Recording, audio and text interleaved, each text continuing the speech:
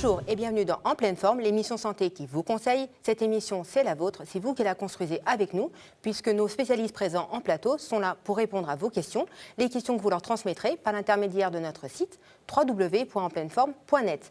Avec nous aujourd'hui, 3 spécialistes donc, Dr Xavier Latouche, spécialiste en chirurgie esthétique. Bonjour Xavier. Bonjour Anne-Laure. Également présent Monsieur Philippe Vernois, enseignant certifié en PNL et hypnose. Bonjour Philippe. Bonjour Anne-Laure.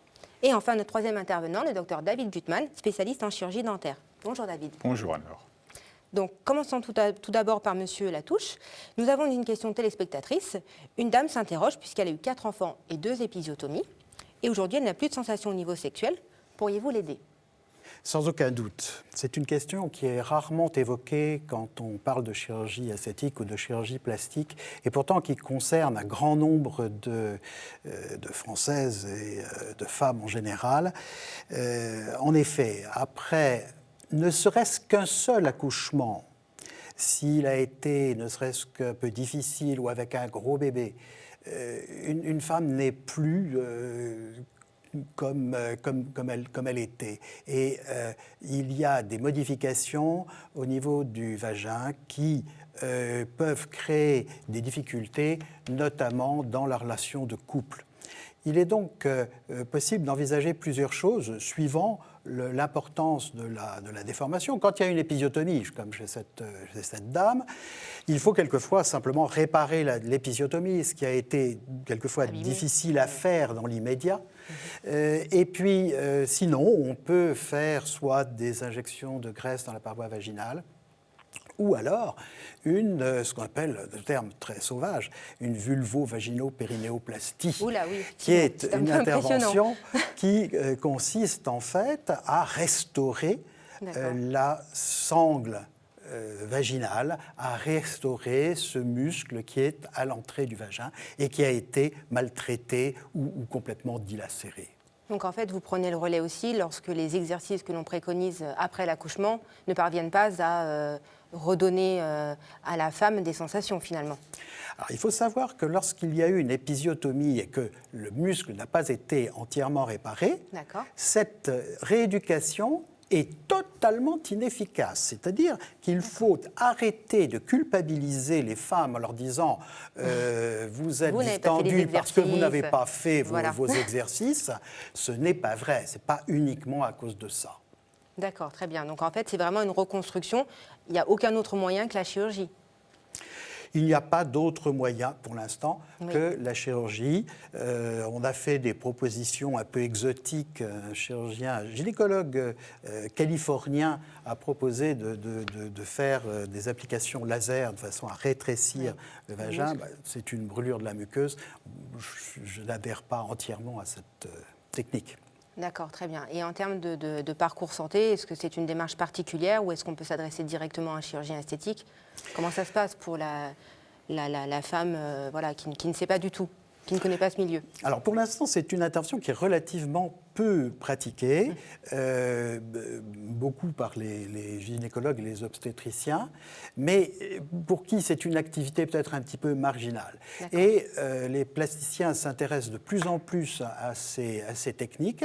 Et je dois vous dire que pour la première fois, au mois de mai prochain à Tours, nous allons avoir une table ronde sur ce sujet. Et ça, c'est une première, parce qu'en France, on n'avait encore jamais fait cette confrontation scientifique. Super, écoutez, merci beaucoup. Je pense que tous ces conseils vont pouvoir aider un nombre de femmes important, puisque effectivement, si au bout du premier enfant, déjà, on peut rencontrer des difficultés. Merci beaucoup pour tous ces conseils, docteur Latouche. Donc également avec nous aujourd'hui, Philippe Vernois. Une question de téléspectateur pour vous, Philippe. Une personne s'interroge puisqu'elle se demande si elle peut vaincre sa timidité excessive grâce à l'hypnose. Tout à fait. Pourriez-vous l'aider ? Tout à fait. D'abord, un mot sur la PNL. Qu'est-ce que c'est que ce mot barbare ? S'il vous plaît, La PNL et l'hypnose sont des outils qui permettent d'utiliser notre inconscient, en partie notre conscient aussi, pour utiliser au mieux nos capacités et notre cerveau et notre façon de réfléchir et de vivre nos émotions. D'accord, donc on est acteur en fait. On peut prendre quelque part l'action sur le fonctionnement du cerveau. Tout à fait. D'accord, c'est intéressant. Tout à fait, on peut utiliser nos émotions. Le problème de la timidité, c'est que c'est une gestion des émotions et c'est une gestion des émotions qui est directement liée à l'image de soi. L'image de soi, c'est un des piliers qui constitue l'estime de soi. L'estime de soi est constituée par l'image de soi, l'amour de soi et la confiance en soi. Et il y a un déficit d'un de ces piliers. Dans le cas de la timidité, c'est le pilier d'image de soi qui est plus en question, bien que souvent soit fragilisé aussi le pilier de la confiance en soi. Confiance, tout est lié en fait. Tout à fait. C'est l'équilibre de ces trois piliers qui va permettre de gérer nos émotions positives ou générer des émotions négatives. Donc on va en hypnose utiliser une restauration de l'histoire du sujet en remontant de manière, je dirais, douce sur des événements de traumatiques légères, de la construction familiale, pour restaurer une image de soi chez le sujet qui soit beaucoup plus solide, beaucoup plus cohérente. Mais excusez-moi de vous interrompre, docteur Vernois, mais ça se passe comment en pratique? C'est-à-dire que la personne, elle est endormie, vous dites doux, mais c'est jamais très doux de faire un retour sur son parce passé. Que justement, dans ce cas-là, si on est timide. On ne va pas accéder aux émotions, on va accéder aux scènes sans avoir le côté émotionnel de la scène. Ça va rester des souvenirs et on va décharger la charge émotionnelle négative de ce souvenir, permettant de faire remonter une charge plus positive. Et ça se passe en douceur. On dit endormi, mais ce n'est pas un sommeil, c'est paradoxalement. C'est quel état? On est dans un état de conscience? L'hypnose, c'est un état plutôt d'hypervigilance qui ressemble à du sommeil, paradoxalement. D'où un sommeil paradoxal, tel qu'on le nomme. D'accord. Donc en pratique, ça dure combien de temps? Une séance type, par exemple? Une séance type dure 3/4 d'heure à 1 heure. Oui. Et sur ce genre d'intervention, on va mettre 3-4 séances maximum. Donc je viens vous voir, je vous dis je suis hyper timide, je ne peux rien faire de ma vie. En un mois, vous m'avez guéri. Ah oui, c'est magique. C'est magique. Pour passer les examens, pour beaucoup de choses, ça va aider beaucoup de gens. Il faut comprendre que nos émotions sont générées par une comparaison avec des actions passées. Chaque fois qu'on a engrammé une émotion, on l'a stocké par rapport à un déclencheur. On va remettre en question ces déclencheurs, on va les décharger émotionnellement. Chaque image du passé où on a vécu une émotion, c'est la même émotion qu'on revit quand quelque chose se rapporte à cela. Et la construction familiale, à la base, la valorisation qu'on nous a apportée autour de nous, dans notre entourage, c'est cette chose-là qui va construire l'image de nous et la confiance en nous, principalement. D'accord, donc vous réaffectez en fait les messages, on change les messages. C'est ça. D'accord, très bien. Écoutez, super, merci beaucoup pour ces conseils, Monsieur Vernois, ça va aider beaucoup de gens, je pense. Également avec nous en plateau aujourd'hui, docteur David Gutmann. Donc une question pour vous, docteur. Je voudrais faire enlever mes vieux plombages pour les remplacer par des composites plus jolis, puisque c'est vrai que l'esthétisme, on l'a vu, c'est une question très importante aujourd'hui. Est-ce une intervention risquée? Puisque le beau, c'est bien une chose, mais alors voilà, il y a certaines précautions à prendre, absolument. Voilà. D'abord, avant de parler de composite, il faut comprendre ce que c'est qu'un plombage. Un plombage, contrairement à ce qu'on peut penser, il n'y a pas de plomb dans un plombage. Un plombage, voilà. Mais ce n'est pas une bonne nouvelle pour autant. Dans un plombage, c'est un ensemble de métaux. Il y a du mercure, de l'étain, du zinc et du cuivre. Dans un même composite? Voilà, c'est ce qu'on appelle un alliage. Voilà, un alliage, un amalgame de plusieurs métaux. Bon. Pendant plusieurs années, on va dire avant 1980, avant 1970, on avait, nous, en tant que chirurgien dentiste, que des plombages. Donc on soignait les caries à base de plombage. Depuis une quinzaine d'années, une vingtaine d'années, on a à notre disposition donc des composites. Schématiquement, un composite, c'est une résine. C'est une résine qui est esthétique, qui a la couleur de la dent, qui est jaune. Il y a 15 ans, il y a 10 ans, les composites n'étaient pas de très bonne qualité. Ils n'étaient pas très étanches et avaient une mauvaise résistance. Ils étaient en quelle matière à l'époque? C'était de la résine, mais de la résine moins résistante qu'actuellement. Voilà. Et les dentistes ne posaient que des amalgames. Depuis quelques années, les composites ont une très bonne résistance et sont de plus en plus esthétiques. Et actuellement, maintenant, les dentistes en première intention ne posent que des composites.